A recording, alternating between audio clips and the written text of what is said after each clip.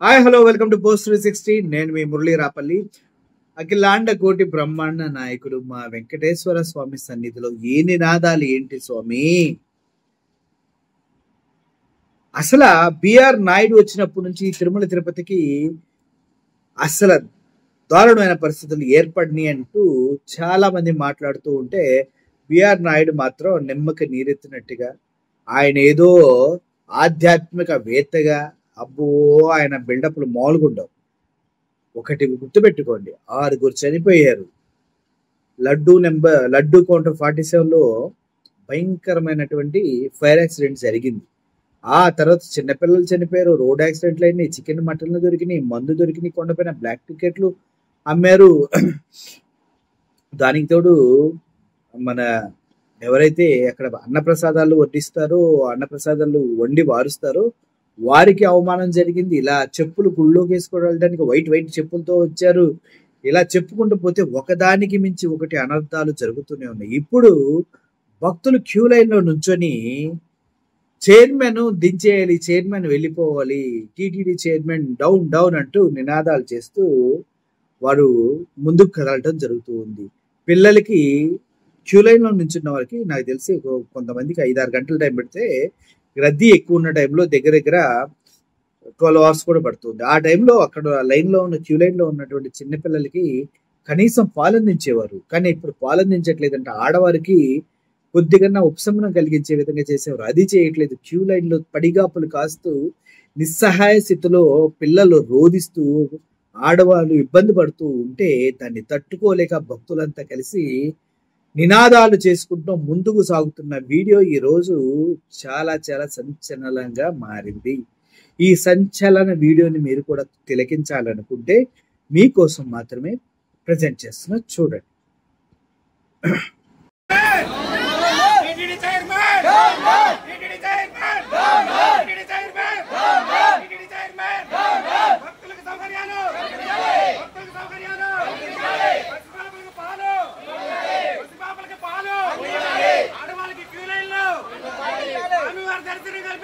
అందరూ చెయ్యికి పైకెత్తండి, అందరూ చెయ్యికి పైకెత్తండి, చేతులు అందరూ పైకెత్తండి.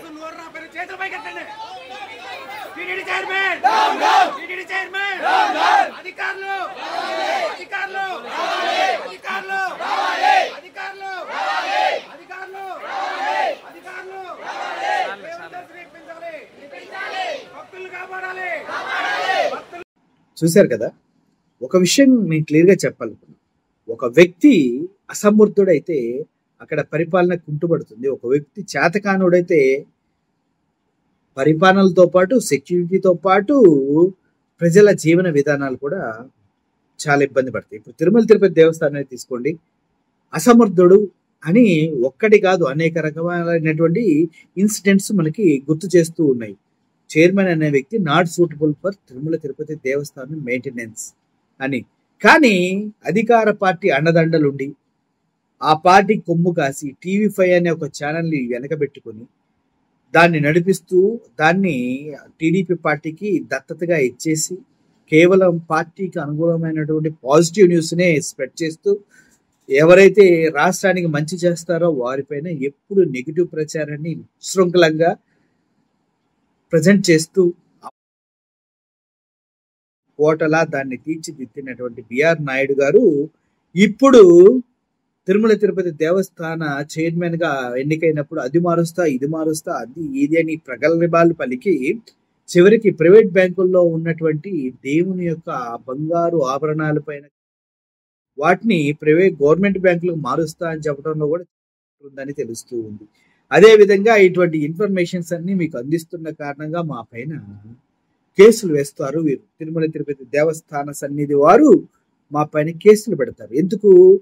తిరుమలకు సంబంధించిన ఎటువంటి న్యూస్ మీకు చేరవేయకూడదు. చనిపోయిన విషయాలు కానీ, చనిపోతే సారీ చెప్తే తిరిగి వస్తారా అని ఆయన మాట్లాడిన మాటలు కానీ, గోశాలలో విచ్చలవిడిగా గోమాతలు చనిపోతున్నాయని ప్రకటిస్తే దానికి ఆధారాలతో సహా చూపిస్తే చివరికి మన ఇంట్లో జనాలు చనిపోరా, గోమాతలు చనిపోతే ఈ తప్పేంటని మాట్లాడిన ఆ వ్యక్తి ఎంత నిర్లజ్జగా నిస్సిగ్గుగా గోమాతలకు సంబంధించి మాట్లాడాడో, ఎంత నిర్లజ్జగా నిస్సిగ్గుగా చనిపోయిన భక్తుల గురించి మాట్లాడాడో, మైండ్ సెట్ ఉన్న వ్యక్తి తిరుమల తిరుపతి దేవస్థాన సన్నిధిలో జరుగుతున్న ప్రతి ఇన్సిడెంట్ ని క్లియర్ గా మేము ప్రజలకు అందేలాగా చూస్తుంటే తట్టుకోలేక కుళ్ళుతోటి మా పైన కేసులు పెట్టే మహానుభావులు వీరు.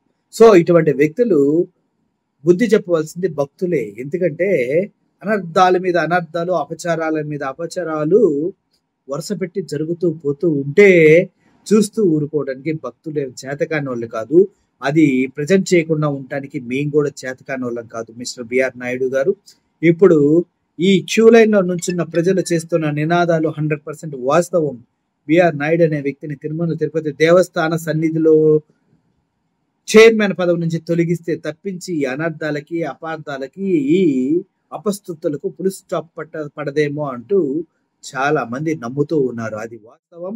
అదే జరిగితే కంపల్సరిగా ఈ అనార్థాలు, అపార్థాలు జరగకుండా ఉంటాయనేది వాస్తవం. చిన్నపిల్లలకి కనీసం పాలన ఇవ్వండియా క్యూ లైన్ లో ఉంటే. దాన్ని కూడా చేత కదా, కోట్ల హుండీ ఆదాయాలు పెంచుకోవటం కాదుగా. భక్తులకు వచ్చిన వాళ్ళకి దర్శనాలు త్వరగా కలగడానికి అరగంటలో కలిపి వెళ్ళిపోయేలాగా ప్లాన్ చేస్తున్నా అన్నాడు ఒక ఛానల్కి ఇచ్చినట్టు. పైన మాట్లాడుకుంటూ వచ్చాం కదా ముందు. ఇవన్నీ అబద్ధాలు, తూచి ఇవన్నీ అబద్ధాలు, మీరు నమ్మాల్సిందే. ఎందుకంటే బిఆర్ నాయుడు అనే వ్యక్తి పైన క్యూ లైన్ లో జరిగిన రాద్ధాంతం, నినాదాలు ఇవన్నీ డౌన్ బిఆర్ నాయుడు అంటే మొత్తం తూచి. ఎందుకంటే ఎవరైతే ఆ నినాదాలు చేయించాడో, ఎవరైతే ఆ నినాదాలు చేశాడో ఆ వ్యక్తి మీడియా ముందుకొచ్చి, మీడియా ముందు కాదు, ఎవరు వీడియో చేశారు, వీడియోలో క్లియర్ గా చెప్పడం జరిగింది. సాంబార్ అన్నం తినటం వల్ల ఆయనకి తెక్కెక్కిపోయిందంట. ఆ తెక్కెక్కిపోవటం వల్ల తనకి పాలు ఏమైనా ఇస్తారేమని అరిచాడంట. అసలు అద్భుతంగా ఉందంట క్యూ లైన్. ఆ లైన్ చివరికి వెళ్ళేటప్పుడు తనకు కూడా పాలు వచ్చినాయి అంట. బా, ఇది కదా మనకు కావాల్సింది. ఇటువంటి మార్పు కావాలి. భక్తులు ఎవరు కూడా పవిత్ర దేవుని సన్నిధిలో ఇలా అరవకండి. ఎందుకంటే అరిస్తే దానికి రీజన్స్ మీరు చెప్పాలి. క్యూ లైన్ లో 24 గంటలు టైం పడుతుందని అనౌన్స్ చేస్తూ ఉన్నారంట. అయినా కూడా మీరు ఇబ్బంది పడుతూ ఆ విషయాన్ని ప్రజలకు చెప్పొద్దు అంటే 24 గంటలు పడుతుందని వాళ్ళు ముందే చెప్తున్నారు కాబట్టి మీరు ఫిక్స్ అయిపోయి ఉండండి. లైన్ లో ఏమొచ్చినా ఏం రాపోయినా చివరి వరకు వెయిట్ చేసి చివరిలో మీకు ఇస్తారు అంటూ ఆయన క్షమాపణ చెప్తూ బిఆర్ నాయుడు గారిని గాలికి ఆ రేంజ్ లో నిలబెడుతూ ఇంకో వీడియో చేయడం జరిగింది. ఒకసారి ఆ వీడియో కూడా చేసేయండి, మీకు కూడా ఒక క్లారిటీ వస్తుంది ఏం జరిగి ఉంటుంది అనేది. దర్శనం అయిపోయిందా స్వామి? అయిపోయింది. బాగా జరిగిందా? బాగా ఏదో క్యూ లైన్లో కొద్దిగా ప్రాబ్లం ఉన్నారంటే ఏం స్వామి ప్రాబ్లం మీకు? క్యూ లైన్లో ప్రాబ్లం లేదు సార్. నాకు ఉదయం నుంచి కొంచెం ఫీవర్గా ఉంది సార్. ఫీవర్గా ఉండడం వల్ల కొంచెం ఫుడ్ అది అన్నీ పెట్టారండి. నాకు ఫీవర్గా ఉండడం వల్ల ఈ సాంబార్ అన్న అది నేను కొంచెం తినడానికి తినలేక ఏదైనా పాలు కానీ అన్న ఉంటాయేమని చూస్తానండి. చివరికి వచ్చేసరికి నాకు పాలు కూడా వచ్చినాయండి, తాగాను. ఈ టైంలో కొంచెం నాకున్న ప్రెస్టేషన్లో కొంచెం ఉదయం నుంచి ఫీవర్గా ఉండడం వల్ల ఏ టైంకి దర్శనం అవుతుందో అని చెప్పేసి లోపల ఉండిపోవడం వల్ల నేను కొంచెం ప్రెస్టేషన్ అయ్యి ఇలా కొంచెం ఈ పాలు లేవు అని చెప్పేసి చెప్పాను. తర్వాత చూస్తే అందరికీ అందినండి పాలు కానీ ఫుడ్ కానీ 2 రకాల ఫుడ్ కానీ అందరికీ అందినండి చెప్పేసి చూశానండి. కొంచెం ఈ ఫీవర్గా ఉండడం వల్ల ప్రెస్టేషన్లో ఉండి నేను కొంచెం తప్పుగా మాట్లాడడం జరిగింది. ఫుడ్ అందరికీ ఇక్కడ ఆ తర్వాత తెలుసుకుంటే ఈరోజు 1,00,000 మంది పైగా భక్తులు వచ్చారని చెప్పేసి తెలిసిందండి. నేను కూడా రియలైజ్ అయ్యాను. అటువంటిది అలాగే ఇటువంటి పవిత్రమైనటువంటి దేవాలయంలో నేను ఈ విధంగా మాట్లాడటం నేనే ఎంతో షాప్కి కూడా గురవుతున్నాను. అలాగే పెద్దయిన పూజ్యులు మా చైర్మన్ గారు కూడా ఇందులోకి తీసుకొచ్చినందుకు నేను ఎంతో బాధపడుతూ వారిని కూడా మనపూర్వకంగా క్షమించమని, అలాగే అధికారులు కూడా వారు అహర్నిశలు శ్రమించి ఈ యొక్క దేవాలయంలో సేవలు చేస్తున్నప్పటికీ నేను కొంచెం తప్పుగా మాట్లాడడం వల్ల అధికారులను కూడా క్షమించమని కోరుతున్నాను. అలాగే పూజ్యులైనటువంటి ఈ యొక్క ఆలయ చైర్మన్ గారిని కూడా నేను నా పొరపాటుని ఇటువంటిది ఎప్పుడూ నేను చేయలేదు. ఈ పొరపాటుని మరి వారు మన్నించవలసిందిగా కోరుతాను. మీకు అనౌన్స్మెంట్ వస్తుంది, టైం 24 hours పడుతుంది దర్శనం. చూశారు కదా. మొత్తానికి బిఆర్ నాయుడు లాంటి వ్యక్తి సూపర్.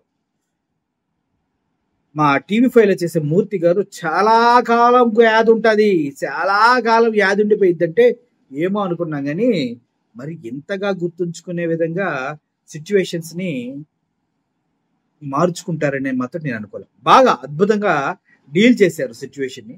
తిరుమల తిరుపతి దేవస్థానంలో ఏదైతే జరుగుతుందో దాన్ని చాలా ప్లాన్డ్ గా, అద్భుతంగా, భక్తులకి ఎటువంటి ఇబ్బంది కలగకుండా, సామరస్యంగా, శాంతియుతంగా, ఇంత బాగా ప్రాబ్లమ్స్ ని చాలా క్లియర్ గా హ్యాండిల్ చేస్తున్న విధానాన్ని చూస్తుంటే బిఆర్ నాయుడు గారికి హ్యాట్స్ ఆఫ్ చెప్పాలని ఉంది. Hats off sir, hats off BR Naidu గారు.